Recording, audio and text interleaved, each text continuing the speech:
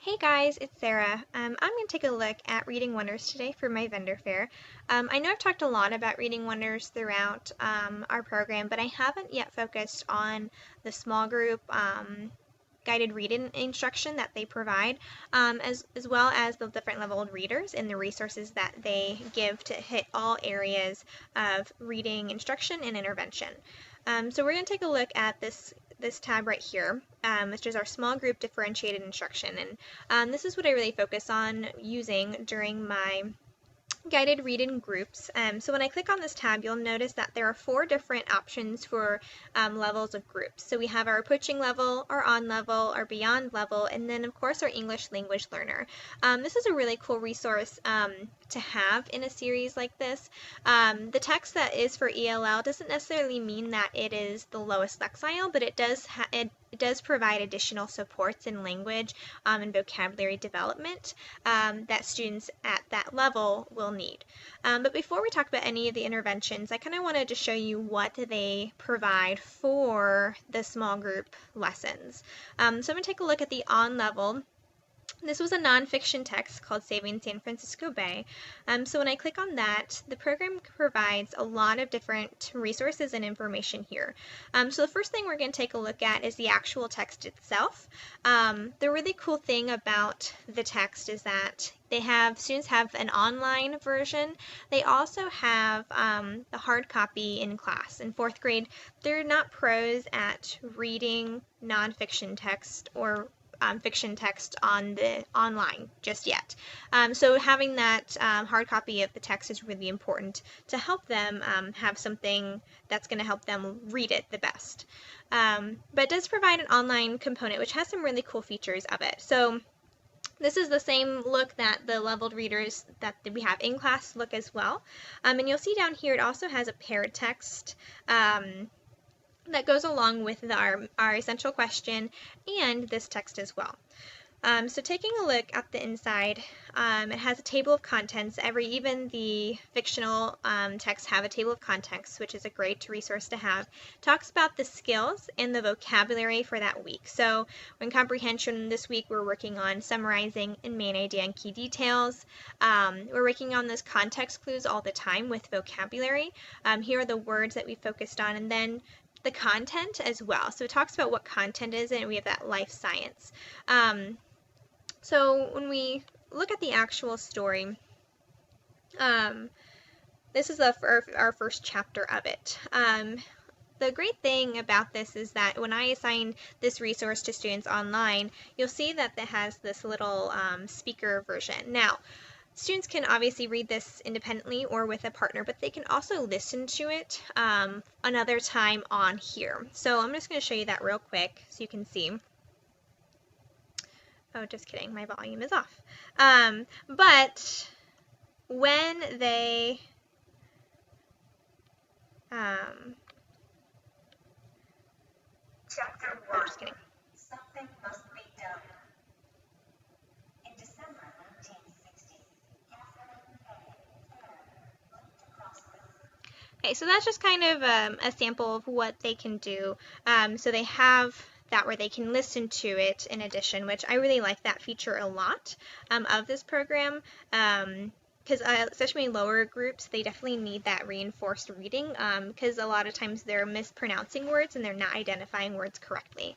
As we go through, this one was a pretty long text.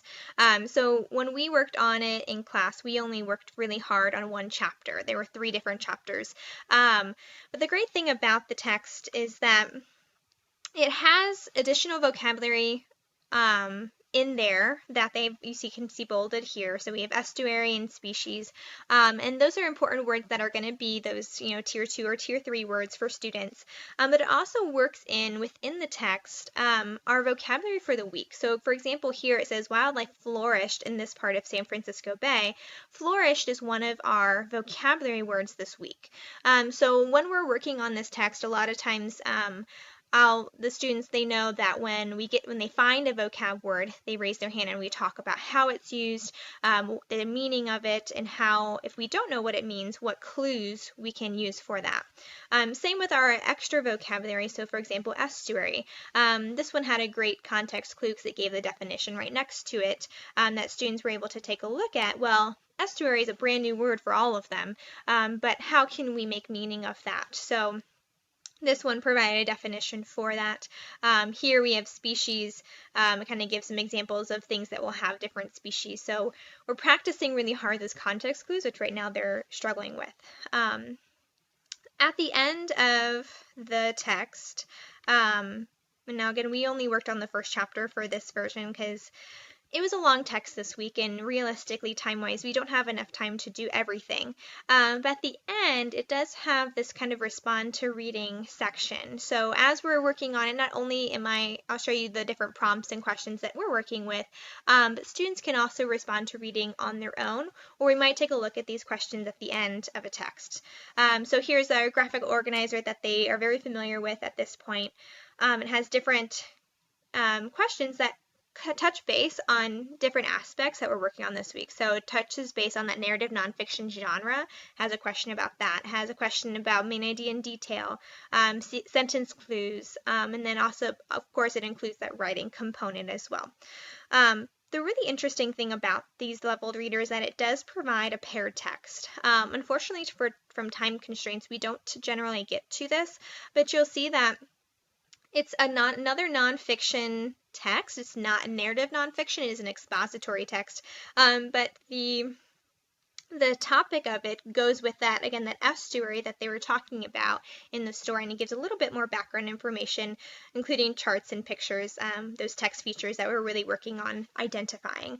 And then at the end, it does give a glossary of those new vocabulary that they've highlighted. So we see that estuary again, or those species, and we're practicing working on using the glossary to help us find information that maybe we aren't so sure about. Again, it gives even more resources, a focus on science of the different parts for science, that science connection, and then also some think marks as well for our literature circles. Lots of great resources within the leveled reader. On the back, it also tells us our lexile. Obviously, this one's a little bit high for 4th grade right now, which is why we work on it in small group, but it has our benchmark number and then our grade level or GR of Q, which is high, but that's why we're working on it in small group and really supporting those students. So taking a look outside of this resource, other resources that they provide us, here is that graphic organizer that I was talking about. I can assign this to them as well so they can use it online. I can also print it off for us to use in class. But the really cool thing about this is that it also provides the specific lesson for the teacher to utilize. So it talks about this is the level up part. So this is for that beyond level. It does give this where, okay, if you're, especially with your green group here, this beyond level text of how are you going to go from on level to challenge them just a little bit. But it provides differences. So what makes this text complex? It gives information about the genre, the ideas presented, and the vocabulary that make it challenging. It also gives suggestions about close reading. So it has a really great resource of this if-then chart. So here you can see, well, if students are reading beyond level of fluency, how can we push them and challenge them to do better, even better than what they're at? So if they're beyond that, here are some strategies that you can have them do. Again, here, if students have difficulty reading the beyond level, here's where to go, kind of take a step backwards, because it's very likely that depending on the text, they might struggle. Down here, it has some really great different skills that we have in prompt frames that teachers can use. So questions and sentence stems that we can use to help guide students within this text. Down here, it also talks about by chapter, what are their stop and check questions and some good answers to each one, just as a resource and to kind of check in with teachers as well to help us kind of see what kind of answers should we be looking for and having them get from our text. If you keep going, So it does that for both the leveled reader and the connected text as well.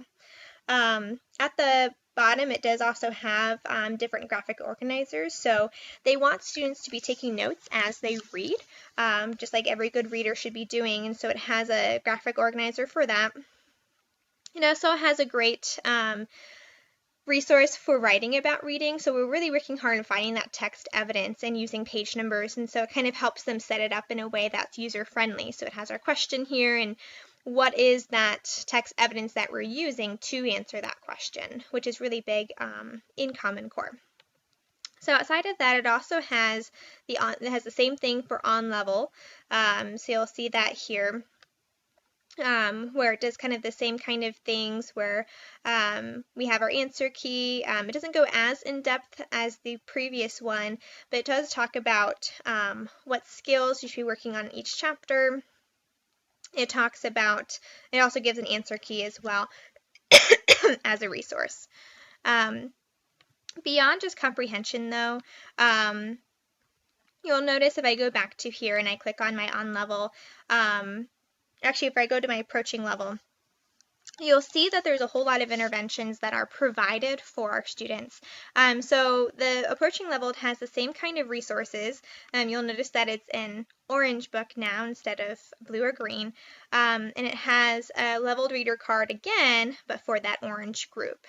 So making it text specific, you'll see the Lexile of this one is 690, which is a lot lower from the previous texts. And so it talks about what to focus on with our struggling readers here that are not yet at grade level for these skills.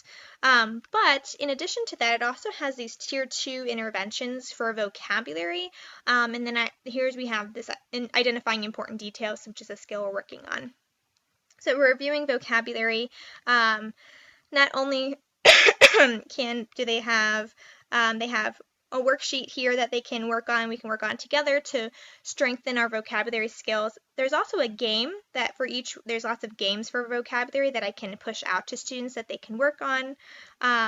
Over here we also have our words to know, which it's a really great resource. Students can click on a word, so like flourished. It gives them an example with a picture or video and a sentence. And then it also gives them a definition with that example and then a question to kind of prompt their thinking based on that word. So these are all resources to use. And then outside of this group, so say during an intervention time or RTI time, it does also provide a vocabulary intervention book. It provides one for vocabulary. It provides one for comprehension.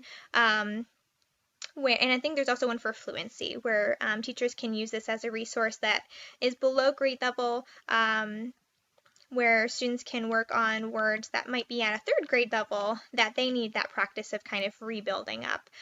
So here's a good example of one that something they might do is a example versus a non-example kind of chart here. But overall, the last thing I didn't show you was that they do have also workstations that you can use throughout. So when the students are not in your small group, they do provide task cards for students as well. They have, and all the task cards are centered around those skills for the week. You'll see this theme common in Wonders, that the skills that you're working on, they're in every aspect of everything that you do. The texts are all connected to that essential question, and vocab is found throughout as well. So you can see different textiles where here they're acting something out, here they're adding detail. From an informal text, here they're working on some fluency, which they do provide fluency passages with comprehension questions, expression, here's another fluency. Again, supporting ideas that we have here. They just have a whole lot of activities that you can choose from to set up those stations for those students who you're not working with. Well, I'm running out of time, but that is the gist of our small group leveled readers for Reading Wonders. The only difference between our other levels in our ELL is that you'll notice that there is a stronger vocab. They label for vocab, and they focus a lot on those tier 2 words for our students here. So you'll see that the pictures are labeled. They will have a focus on that language and those questions and those a lot more checkpoints especially with phrases It's not going to load, but we can look at it later. But yeah, and that, in a nutshell, is Reading Wonders for leveled readers and guided reading. It's a great resource, and I really enjoy using it, and my students also really love it. So that's that.